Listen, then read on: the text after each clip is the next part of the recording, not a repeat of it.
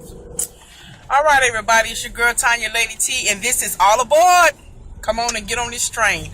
Now, y'all know in my previous video I told y'all I'm going on a road trip to South Carolina to support my granddaughter in her dance competition. So, of course, we have a topic that I feel like is a hot topic that I feel like we need to discuss since we are in the household of faith. Okay, now, they're recently in the news, okay? Let me see if I can get a camera shot of me and Pop over there driving. And he's eating his french fries, so he ain't gonna too much do any talking right now while he's eating. Now, here's the issue. The issue is, and everybody I'm sure have seen it on national news, this was something that wasn't just a local occurrence. I mean, this made national news. There was a pastor that went to an Applebee's restaurant, okay? And she was there with a large party. And let me just put this disclaimer out. Most people that dine out know that it's industry standard that if you have a party, a large party, normally 8 or more, in some cases maybe 10 or more, that establishment is going to charge you a gratuity of normally 18%. Again, just depending on what part of the United States or wherever you are. That's the norm, okay? And even if you're not familiar with those standards, most establishments will have a gratuity percentage on their menu if you have reached a certain number of people in your party. Okay, so that's just a given. Okay, so anyway, this pastor is in there eating with her large group that she's eating with, and when they finish eating, they get the bill, and so the pastor writes on the receipt of the bill and states, "Why should I give you 18% when God only requires for me to give 10%? Okay, now the waitress who received this receipt and this comment written on the receipt, she went and posted that receipt with the comment on it on a social media network. I can't remember if it was Facebook or what, but anyway, her boss found out about it and she was fired because it was in violation of their social media clause. In other words, if you're working for a company and they state, okay, you can't go and post receipts and all this other kind of stuff on social media, or you can't go out there, I guess, and bash or badmouth the company, and you work for the company, those are grounds for termination. So anyway, this waitress was fired from her job. Now, the conversation I want to have is, of course, we know what the waitress did was wrong, hands down wrong. She was committing career or job suicide by putting that on the social media. Again, if she was savvy enough to post that, she knows that most businesses frown upon putting that type of stuff on their on social media networks. I mean, we've all heard about people getting fired for doing such things. But that aside, we knew that was a stupid move on her part. No questions about it. But here's my issue. My issue is with the pastor that wrote that comment on the receipt. Because again, you are a pastor and you're in a you're supposed to be holding a mantle about telling about the good news of Jesus Christ and trying to draw people unto Christ. So to me, regardless of how you feel about a gratuity, and let's really if you want to get technical about the thing, gratuity has nothing to do with a percentage of a tithe. God is trying to work a principle to get something to us through working that principle of tithing. And here's the other thing that I want to call into question to that pastor that did that. What was your motive behind that? Were you trying to provoke? What kind of response were you trying to provoke? Because if you're a pastor, why would that be your motive to taunt or to put something out there like that? And the other thing, the other obvious statement that I want to make too about this is that Waitress didn't make that rule or policy. That's normally, like I said, that's an industry standard. And she didn't make that. So if you have a grievance or if you have a problem with that, then you shouldn't have dined there. If you felt like 18% gratuity is too much for your group, then you should have said, well, you know what, man, we're not going to dine here. We're just going to excuse ourselves and kept it moving. But you chose to eat there, and you will realize, and it was brought to your attention that a gratuity of 18% was going to be automatically added to your bill based on your party size. So you're dumping on this girl, which, by the way, the purpose of a large or a higher percentage gratuity than the norm, most people personal leave 10%, and if you're out on a business lunch, you may leave 15%. But the other point that I want to make is, if you have a grievance, why didn't you call the corporate office? Why didn't you call someone in consumer affairs if you had a true grievance about the percentage of a gratuity? And another thing I want to point out too, since this pastor was trying to be technical, because see, I already know the platform in which she made that statement. But let's be honest here. Don't pastors or the church sometime in which we're a member of, don't they ask for more than 10%? Because yes, the Lord does ask for 10%. And first of all, everything belongs to the Lord anyway. But again, if we're gonna get technical, if this pastor was trying to be funny and be technical, we go to church. There's all types of auxiliaries that the church leadership is always either pushing or soliciting us to help, whether it be the children's ministry, the building fund. We want to add on to this or add on to that. We've got trips coming. So don't we as a church ask for more than 10% ourselves? And then getting back to the purpose of the gratuity, when you have to put 2 or 3 staff members on a large party, it's only fair because they're having to service each individual at that table. And I'm gonna be honest with you, I'm not here, to me it's not about bashing the church per se, because I ain't even gonna put that on the church. That's just individual ignorant folk. And I have been in the presence of a large party where church members, and sometimes we can be the ugliest people when it comes to tipping, when it comes to giving people what's due them. We talk to some of them any old kind of way when they're servicing us.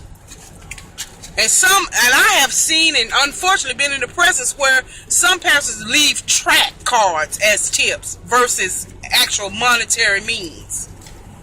But those women or men who are having to service you in a large party as such, they're having to do so hoping that they get a good tip so that all 3 of those waitresses or 2 waitresses can share in that gratuity. So here it is again. I'm sure that pastor did not expect by any means, she did not expect that this girl would post that receipt on the social media network. No. But I asked the question of that pastor, what was your purpose for doing that? So see, now this girl no longer has a job. All because a seed was planted to sow discord. And that's what it was. And the word tells us, whether it be a child on a child and a parent, it said, provoke not your child to wrath. And we have to be careful because I feel like the Lord really does not like when people take advantage of vulnerability. And so I personally think that the pastor was in the wrong, because And the other thing too, you've blown your witness. I mean, here it is in the media. We have to look at it every other week, month, whatever. Some pastor has done this to the congregation, or some pastor has been inappropriate in some type of way. I mean, that's an indictment on the church. I mean, come on now. If we're trying to save souls and draw people into a place where they can seek refuge and seek help and all that, and then we get out here in public and try to mix apples and oranges. I mean, are we really doing this? And like I said, the reason why I'm speaking on it is because it made national headlines, and I'm thinking, are you serious?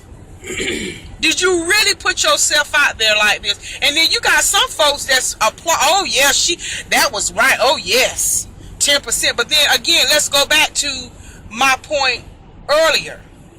Don't we ask, or don't pastors or the church lead? They ask for way more than 10%. So if we're gonna be, if we're gonna get technical and put all that industry standard on that one waitress that she ain't have nothing to do with. She just working there trying to make a living like in this day and time like everybody else. And you as a pastor, shame on you, whoever you are. I'm going to say it. Shame on you. That you can be that immature and put that type of responsibility on that waitress. And all she is trying to come in there and work and make her a living, and you provoke that child to respond in such a way, because evidently what you won't trying to get any good out of it. And I just want to say this, a lot, we have to be careful when we're in the pulpit like that. We and because we have a mantle such as being a pastor or anything like that, we have to be careful about what we say and what we do. But anyway, that's just my 2 cents worth. Mom, Dad, what is y'all's opinion on this situation now that I've told y'all about it? Dad, what do you think about it? Or Mom, what do you think about that? Well, I'm pretty much in line with what you're saying about it. I totally agree about the way in which it was done, because I'm a firm believer in Ecclesiastes, where it says there's a season for everything, there's a time and a place for everything, and I think that pastor, if she had some kind of opposite agreement with gratuity, then she should have addressed this, like you say, to a customer service person. And it's bad to address issues with people who can't change them anyway. So that's the first thing where I'm concerned. I'm a firm believer that if I've got issue with anything, I like to take it to the person that can actually change it. Now that waitress could not change that in no way, shape, or form, and probably her working there, she probably never even gave it a thought, except that when she did have a big crowd, she was afforded the opportunity to get a little better tip. Because the other thing you have to realize is when you have those big parties and they assign, like Tanya said, waitresses and waiters to those tables, they expend a lot of time and they don't have the opportunity to go out there and get other customers so they can get other tips. So that would have been a consideration. And if you're in the business of trying to help people to get blessed, I think to me it's all about relationship. And by the way, I'm doing a book on relationships. It's all about having relationships, and that's with people you know, people that you don't know. And the first relationship, of course, is with God, with family. So, in a person who is in right relationship, you need to consider what's really happening. And I think in the whole scheme of things, when I'm listening to that, because like Tanya, again, I've been in the presence of people who object totally to that 18%. And I've been in the presence of people who are in leadership positions try to put the tracks on the table or say, get real super spiritual. And I think, unfortunately, in that pastor's situation, she was attempting to be super spiritual in front of her people that were there with her to make some profound, get a little cliche, because that's what it was. She was making up her own little, she was trying to coin a little phrase. Jesus only asked us for 10%, why you got to have 18%. So people do that, and sometimes we do that without even thinking about it, but if that's what we are, that's what we are. So I wholeheartedly agree that that whole situation went wrong. The young lady that posted it, she never should have done it. unfortunately, she had to, as she lived and earned her living by that rule at that restaurant, she also died by that same rule. Yeah. And I'm also a firm believer that the Lord looks upon things like that, and sometimes He'll allow those things to happen, and hopefully this will move that young lady into a better place with people weighing in on what they feel about it. I don't know if the young lady was in a church, in a ministry. I don't know if she's accepted salvation or not, but hopefully in the end something positive will come out for her, and that she, in her mind, won't indict the entire church based on what that one individual perpetrated at that restaurant. So as far as where she is with it now, I hope, and I call her as a child of God, I call her right now. I implore her right now, come back and apologize to that young woman. Reach out to her. If you got any kind of influence at all, reach out to her and assist her in getting another job, because I'm sure if she was working there, she wasn't working just to be working. She was working for a purpose. And surely, unless she's already found a job, she needs a job. So I implore that pastor to even go back to that young lady and attempt to help her to find employment, because what happened just was unfortunate. And that company, I don't hold them any ways responsible, because they were simply doing what they do as a business. Right. That, the rule was there, whether the young lady knew the rule or not. She just had to. And just like the Bible said, give Caesar what Caesar is due. And in that case, Caesar was due to fire her, so she had to go based on the rules. So you have to obey the laws of the land, right? Just like we have to obey God's laws. And again, to that pastor, or to that minister, evangelist, or whatever title that individual have, it is now, as they say, the ball is in your court.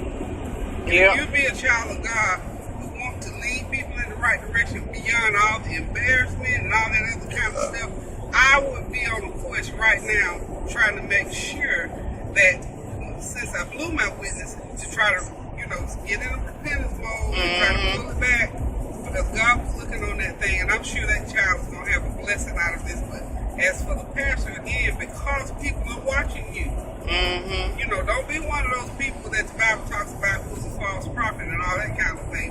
Be one of those people who go back like Paul did. He had it all wrong, but he went back, and in the end, he got it right. So, just for us walking here on earth, that was wrong by every measure of the yardstick. And I pray that pastor will come back and apologize to that child, and that child will understand and know that you have to use a little bit of wisdom when you're doing things, especially in the workplace. Yep. So that's my deal on it. All right, Dad, what's your deal on it? Well, first of all, two wrongs do not make a right. We understand that. The pastor was wrong, and also the young lady was wrong. Yep. The young lady, as I look at it, was taking revenge on what the pastor did. The pastor should not have brought a religious situation into the payment of that meal. Yeah. God says He allows men to make their own social laws. So if that company wanted to charge a gratuity and there was a reason for it, then that's their right. They have that right to do it. Nobody has a right to question it, but if you want to question it, go about doing it in the right way. Right. Okay? The pastor then was the one that really aggravated the situation from the beginning. Okay? Now, what the pastor needs to do, like has been said, needs to go back and make that correction. She needs to be someone who realizes that she is a woman of God, that she needs to represent God in a much better fashion than what she's doing. And when she speaks, she needs to think about what she's speaking about before she opens her mouth. When she writes, she needs to do the same thing. It's just like writing a sermon and your sermon come and it irritates everybody that's sitting out there in the pews. You know, that's the one thing that happened to that young lady. The young lady should have taken that receipt right to her boss and had the boss to go out there and talk to and explain to the pastor why. Evidently the pastor was ignorant of the fact that there is a gratuity charge for a large amount of people, and there's a reason for it. But bear in mind, man has his own right to make his social laws. Okay? He's not changing God's laws. Right. He's making social laws. So his social improvement is for the betterment of the people that work for him in that restaurant. Yeah. See, so you got to go back and look at the fact that, again, two wrongs don't make a right. Yeah. They were both wrong. And now it's time for the pastor to come back, like it had been said, and apologize and try to help that lady, because God may have had, like Peggy said, some other plans for her. He may have set that up where that young lady could be in a better place of employment. Yeah. We don't know that. But in the event that she was taking care of her family, and that was her, it could have been her sole responsibility to take care of her family. She did not have any outside help. That was her only source of monetary input. Then that pastor has a responsibility to apologize to her and assist her in any way that she possibly can. Yep. I totally agree. And you know what, Dad, you made a good point. You know, man has the right to make their own social life. That's an excellent point. I mean, you know, because as believers, I mean, are we going to go to the banks and say, okay, well, you can't charge me no more than 10% on a loan or whatever the case may be? I mean, again, let's be more smart people. And again, this is just me talking directly to the household of faith. I mean, we can't put our ignorance and immaturity on display like that. But anyway, thank y'all for stopping by my channel. And what are your thoughts? Drop the comments below. And with that, God bless you, and may the peace of the Lord be with you.